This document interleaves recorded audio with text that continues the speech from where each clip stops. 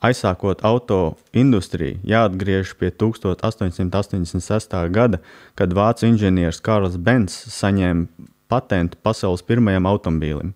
Pirmais oficiālais sacīkšu pasākums ar noteikumiem un instrukcijām notika 1894. gadā Francijā, maršrutā no Ruanas uz Parīzi. Faktiski tās bija autorallija sacensības. Arī Krievijas impērijas pirmais sacīkšu pasākums notika 1898. gadā, braucot no Sanktpēterburgas uz Maskavu pēc rallija noteikumiem.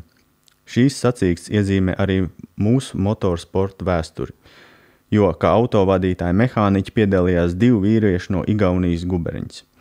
Viņu vārdi nav zinām, jo tolaik sacensībās varēja piedalīties tikai automobīļa īpašnieks, bet autovadītājs darbojas tikai kā algots darbinieks, nevis formāls dalībnieks. Laika un paražas mainījās, un 20. gadsimta sākumā autorallija pasaules čempionātā autovadītāju vārdi vairs netika pieminēti. Pēc Pirmā pasaules kara pasaulē automobīļu ražošanā uzņēma strauju tempu, jo Henrija Forda izgudrotā konvejera ražošana izplatījās un automobīļu cenas kļuva pieejamāks plašākam cilvēku lokam.